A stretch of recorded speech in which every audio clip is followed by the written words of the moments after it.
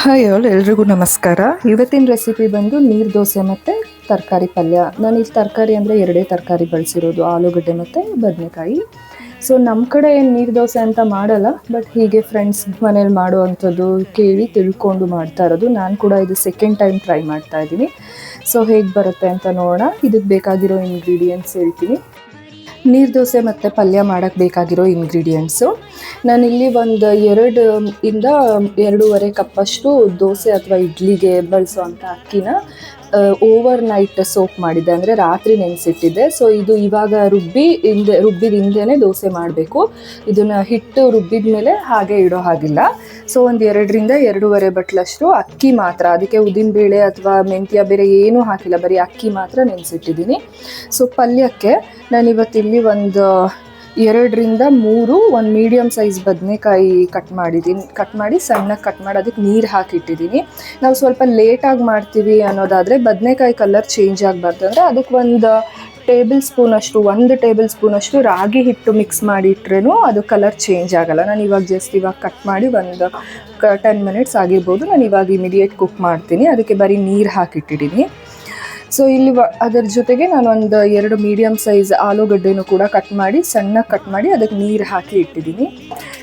ಒಗ್ಗರಣೆಗೆ ಒಂದು ದೊಡ್ಡ ಸೈಜ್ ಈರುಳ್ಳಿ ಸಣ್ಣಗೆ ಕಟ್ ಮಾಡಿರೋದು, ಜೊತೆಗೆ 2 ಟೊಮೆಟೊ ಮೀಡಿಯಮ್ ಸೈಜ್ ಟೊಮೆಟೊ ಸಣ್ಣಗೆ ಕಟ್ ಮಾಡಿದ್ದೀನಿ, ಕರಿಬೇವು ಮತ್ತು ಈ ಪಲ್ಯಕ್ಕೆ ಜೊತೆಗೆ 1 ಬಟ್ಲಷ್ಟು ಕಡಲೆಕಾಳು. ಇದು ಅಷ್ಟೇ, ನಾನು ರಾತ್ರಿ ನೆನೆಸಿಟ್ಟಿದ್ದೆ, ಇದು ಕಂಪ್ಲೀಟ್ ನೆಂದಿದೆ. ಇದು 1 ವಿಸಲಲ್ಲಿ ಬೆಂದು ಹೋಗುತ್ತೆ. ಸೊ 1 ಬಟ್ಲು ಕಡಲೆಕಾಳು, 1 ಬಟ್ಲು ತೆಂಗಿನಕಾಯಿ. ಇದು ಹಸಿ ತೆಂಗಿನಕಾಯಿ, ಏನು ಕೊಬ್ಬರಿ ಅಂತೀವಲ್ಲ, ಹಸಿ ತೆಂಗಿನಕಾಯಿ. ರುಚಿಗೆ ಉಪ್ಪು, ಖಾರದ ಪುಡಿ ಮತ್ತು ಸಾಂಬಾರು ಪುಡಿ. ಜೊತೆಗೆ ಈ ಪಲ್ಯದ ಕನ್ಸಿಸ್ಟೆನ್ಸಿ ಚೆನ್ನಾಗಾಗಲಿ ಅಂತ ನಾನು ಮತ್ತೆ ಈ ಪಲ್ಯಕ್ಕೂ ಕೂಡ ಹುಚ್ಚೆಳ್ಳು ಮತ್ತು ಕಡಲೆಪುಡಿ ಮಿಕ್ಸ್ ಮಾಡಿ ಪೌಡರ್ ಮಾಡ್ಕೊಂಡಿರೋ ಅಂಥದ್ದು. ನೀವು ನನ್ನ ಹಳೆ ವಿಡಿಯೋಸ್ ನೋಡಿದರೆ ನಿಮಗೆ ಗೊತ್ತಿರುತ್ತೆ ನಾನು ಇದಕ್ಕೆ ಎಷ್ಟು ಕ್ವಾಂಟಿಟಿಯಲ್ಲಿ ಹಾಕಿ ನಾನು ಮಾಡಿದ್ದೀನಿ ಅಂತ ಹೇಳಿ. ಒಗ್ಗರಣೆಗೆ ಎಣ್ಣೆ, ಸಾಸಿವೆ ಮತ್ತು ಜೀರಿಗೆ ಹೇಗೆ ಮಾಡೋದು ಅಂತ ನೋಡ್ಕೊಂಬರೋಣ. ನಾನಿಲ್ಲಿ ಒಂದು ಕುಕ್ಕರ್ ಇಟ್ಟಿದ್ದೀನಿ. ಸೊ ಒಂದು 2 ನಿಮಿಷ ತಳಕಾದ್ಮೇಲೆ ಒಗ್ಗರಣೆಗೆ ಎಣ್ಣೆ ಒಂದು 2-2.5 ಟೇಬಲ್ ಸ್ಪೂನಷ್ಟು ಹಾಕಿದ್ರೆ ಸಾಕು. ಎಣ್ಣೆ ಕಾದ್ಮೇಲೆ ಒಂದು ಚಿಕ್ಕ ಟೇಬಲ್ ಸ್ಪೂನಲ್ಲಿ ಒಂದು 1/2 ಟೇಬಲ್ ಸ್ಪೂನ್ ಸಾಸಿವೆ, 1/2 ಟೇಬಲ್ ಸ್ಪೂನ್ ಜೀರಿಗೆ. ಈ ಕರಿಬೇವು ಎಲೆ ಸ್ವಲ್ಪ ದೊಡ್ಡದಿತ್ತು, ಅದಕ್ಕೆ ನಾನು ಸ್ವಲ್ಪ ಸಣ್ಣಕ್ಕೆ ಕಟ್ ಮಾಡಿ ಹಾಕ್ತಾ ಇದ್ದೀನಿ ಕರಿಬೇವು.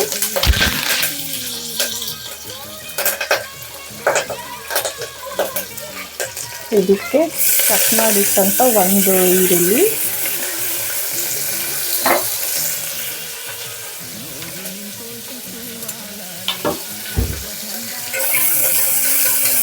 ಇದು ಎಣ್ಣೆಲಿ ಚೆನ್ನಾಗಿ ಮಾಡಬೇಕು, ಸ್ವಲ್ಪ ಕೆಂಪಾಗಬೇಕು.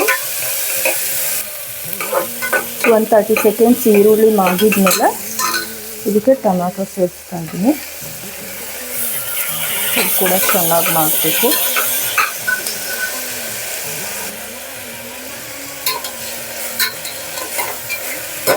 30 ಸೆಕೆಂಡ್ಸ್ ಬಿಟ್ಟು ಇದಕ್ಕೆ ತೊಳೆದು ನೆನೆಸಿಟ್ಟಿದ್ದಂಥ 1 ಬೌಲ್ ಕಡಲೆಕಾಳು, ಆಗಲೇ ತೋರಿಸ್ದಂಗೆ ಸಣ್ಣ ಕಟ್ ಮಾಡಿಟ್ಟಿದ್ದಂಥ ಬದನೆಕಾಯಿ,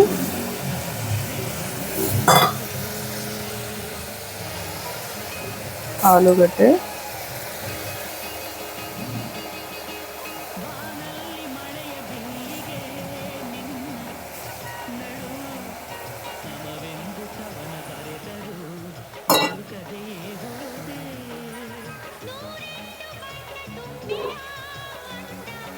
ಖಾರದ ಪುಡಿ, ರುಚಿಗೆ ಉಪ್ಪು.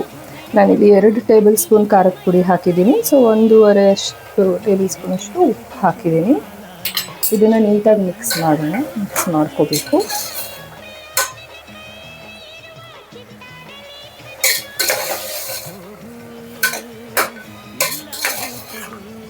ಕಾಳು ಮತ್ತು ತರಕಾರಿಗೆ ಸ್ವಲ್ಪ ಖಾರದ ಪುಡಿ ನೀಟಾಗಿ ಹತ್ತಬೇಕು, ಅದಕ್ಕೆ ಸ್ವಲ್ಪ ನೀಟಾಗಿ ಮಿಕ್ಸ್ ಮಾಡಿ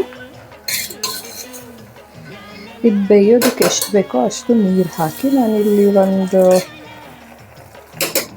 ಟೀ ಕಪ್ಪಲ್ಲಿ 1-2 ಕಪ್ಪಷ್ಟು ನೀರು ಹಾಕ್ತೀನಿ. ಅದು ಈ ತರಕಾರಿ ಎಷ್ಟಕ್ಕೆ ಬೇಕೋ ಅಷ್ಟಕ್ಕೆ ಮುಳುಗೋ ಅಷ್ಟು ಬರುತ್ತೆ. 1-2 ಕಪ್ ನೀರು ಹಾಕಿ ಬಾಕಿ ಏನೇನು ಇಟ್ಕೊಂಡಿದ್ವಿ ನಾವಿಲ್ಲಿ, ತೆಂಗಿನಕಾಯಿ 1 1 1/4 ಟೇಬಲ್ ಸ್ಪೂನಷ್ಟು ಸಾಂಬಾರು ಪುಡಿ ಮತ್ತು ಹುಚ್ಚಳ ಪುಡಿ.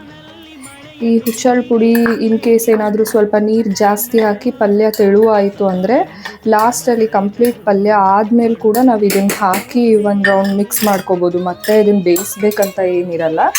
ಸೊ ಆವಾಗ ಪಲ್ಯ ಕೂಡ ಗಟ್ಟಿ ಬರುತ್ತೆ.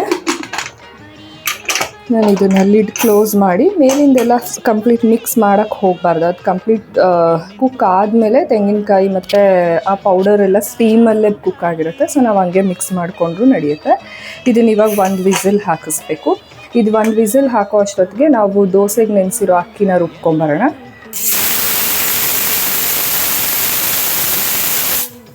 ನಾನಿಲ್ಲಿ 1 ವಿಸಿಲ್ ಹಾಕ್ಸಿದ್ದೀನಿ. ಸೊ ನಾನು ಗ್ಯಾಸ್ ಆಫ್ ಮಾಡಿ ದೋಸೆಗೆ ರೆಡಿ ಮಾಡ್ಕೊಳ್ಳೋಣ. ಸೊ ನೀವಿಲ್ಲಿ ಹಿಟ್ಟಿನ ಕನ್ಸಿಸ್ಟೆನ್ಸಿ ನೋಡ್ತಿರ್ಬೋದು. ನಾರ್ಮಲ್ ದೋಸೆಗಿಂತ ಸ್ವಲ್ಪ ತೆಳುವಾಗಿ ಬರೋ ಹಾಗೆ ಮಾಡಿದ್ದೀನಿ. ಇದಕ್ಕೆ ಸ್ವಲ್ಪ ಲೈಟಾಗಿ ಉಪ್ಪು, ನಾನೊಂದು ಅರ್ಧ ಟೇಬಲ್ ಸ್ಪೂನಷ್ಟು ಹಾಕ್ತಾಯಿದ್ದೀನಿ ಅಷ್ಟೇ. ಸೊ ಬೇಕಂದರೆ ಹಾಕ್ಬೋದು, ಇಲ್ಲ ಸ್ಕಿಪ್ ಮಾಡ್ಬೋದು. ಸ್ವಲ್ಪ 1 ಚಿಟಿಕೆ ಉಪ್ಪು ಹಾಕಿದ್ರು ಸಾಕು. ಉಪ್ಪಿಲ್ಲದೆ ಅಡುಗೆ ಮಾಡಿದ್ರೆ ಬಂಜೆ ಅಡುಗೆ ಅಂತಾರೆ. ಸೊ ಹಾಗಾಗಿ ನಾನು ಏನೇ ಮಾಡಿದ್ರು 1 ಚಿಟಿಕೆ ಅಷ್ಟಾದರೂ ಉಪ್ಪು ಹಾಕ್ತಾ ಇರ್ತೀನಿ. ಸೊ ಇದು ನೀರು ದೋಸೆಗೆ ಬ್ಯಾಟರ್ ರೆಡಿಯಾಗಿದೆ. ಇವಾಗ ನಾನು ಒಂದು 2 ಮಿನಿಟ್ಸ್ ಆಯಿತು ಆಲ್ರೆಡಿ ತವ ಕಾಯಕ್ಕೆ ಇಟ್ಟಿದ್ದೀನಿ. ಸೊ ಇದನ್ನು ಸ್ವಲ್ಪ ನೀಟಾಗಿ ಕಾಯಲಿ. ಕಾದ್ಮೇಲೆ ದೋಸೆ ಹಾಕೋಣ. ಸೊ ಇಲ್ಲಿ ಕಾದಿರೋ ತವಕ್ಕೆ ಸ್ವಲ್ಪ ಮೊದಲು ಎಣ್ಣೆ ಹಚ್ಕೋಬೇಕು. ನಾನಿಲ್ಲಿ ತವಕ್ಕೆ ಪೂರ್ತಿಯಾಗಿ ಎಣ್ಣೆ ಹಚ್ತಾ ಇದ್ದೀನಿ.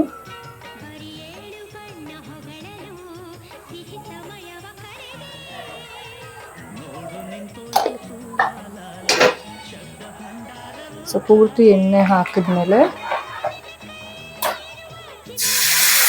ನಾವೇನು ರುಬ್ಕೊಂಡಿದ್ವಿ ಆ ಹಿಟ್ಟನ್ನ ಸ್ಪ್ರೆಡ್ ಮಾಡ್ಕೋಬೇಕು. ಇದು ನಾರ್ಮಲ್ ದೋಸೆ ಥರ ನಾವು ಕೈಯಲ್ಲಿ ಆ ಕಡೆ ಈ ಕಡೆ ಸ್ಪೂನಿಂದ ಸ್ಪ್ರೆಡ್ ಮಾಡೋಕ್ಕಾಗಲ್ಲ.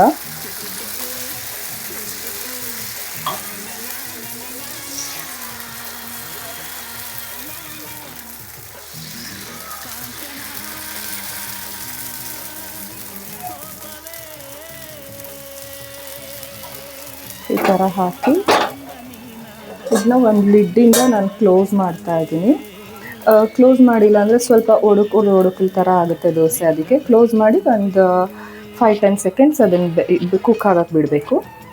ನಾನಿಲ್ಲಿ ಒಂದು 5 to 8 ಸೆಕೆಂಡ್ಸ್ ಕುಕ್ ಆಗೋಕ್ಕೆ ಬಿಟ್ಟಿದ್ದೆ. ಸೊ ನಾನು ಇವಾಗ ಲಿಡ್ ತೆಗೆದು ನೋಡಿ, ಇದು ನೀಟಾಗಿ ಬರುತ್ತೆ. ಸೊ 1-2 ಸೆಕೆಂಡ್ಸ್ ಇನ್ನೊಂದು ಸೈಡ್ ಕೂಡ ಹಾಗೆ ಬೇಯಿಸ್ತಾ ಇದ್ದೀನಿ. ಇದು ಆ್ಯಕ್ಚುಲಿ 2 ಸೈಡು ಬೇಯಿಸೋ ಅವಶ್ಯಕತೆ ಇಲ್ಲ, ಮತ್ತು ನಾನು ಸುಮ್ಮನೆ 1 ರೌಂಡ್ ಹಿಂಗೆ ಹಾಕಿ ತೆಗಿತಾ ಇದ್ದೀನಿ. ಸೊ ಇದು ಕಂಪ್ಲೀಟ್ ಕುಕ್ ಆಗಿದೆ.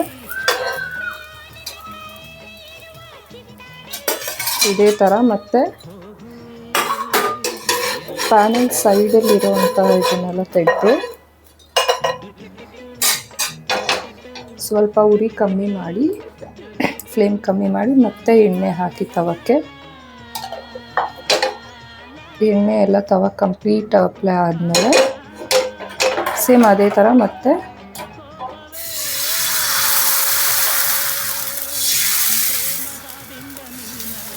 ದೋಸೆ ಹಾಕ್ತಾ ಇದ್ದೀನಿ.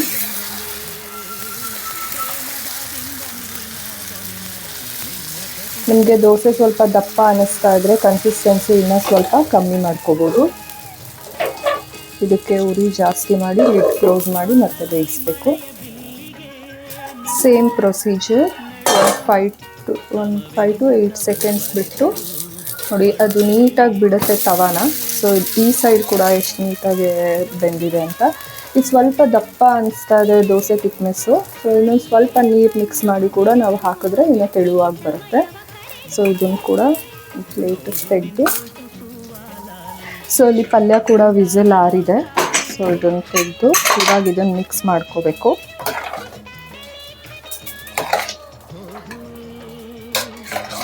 ನೋಡಿ ಎಷ್ಟು ನೀಟಾಗಿ ಬೆಂದಿದೆ ತರಕಾರಿ ಎಲ್ಲನೂ, ಕಾಳು ಕೂಡ.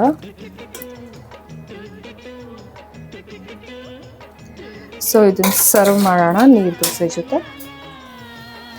ದೋಸೆ ಜೊತೆ ಪಲ್ಯ ರೆಡಿಯಾಗಿದೆ. ಸೊ ನೀವು ಒಂದ್ಸರಿ ಟ್ರೈ ಮಾಡಿ ನೋಡಿ ಹೇಗಾಯಿತು ಅಂತ ಹೇಳಿ. ಇನ್ ಕೇಸ್ ನಾನೇನಾದರೂ ಇದರಲ್ಲಿ ಮಿಸ್ ಮಾಡಿದರೆ ಕೂಡ ಕಮೆಂಟಲ್ಲಿ ತಿಳಿಸಿ. ನೆಕ್ಸ್ಟ್ ಟೈಮ್ ನಾನು ಕೂಡ ಅದನ್ನೇ ಫಾಲೋ ಮಾಡ್ತೀನಿ. ಸೊ ನೆಕ್ಸ್ಟ್ ಟೈಮ್ ಇನ್ನೊಂದು ವಿಡಿಯೋ ಜೊತೆ ಸಿಗ್ತೀನಿ. ಅಲ್ಲಿವರೆಗೂ ಥ್ಯಾಂಕ್ ಯು. ಬೈ.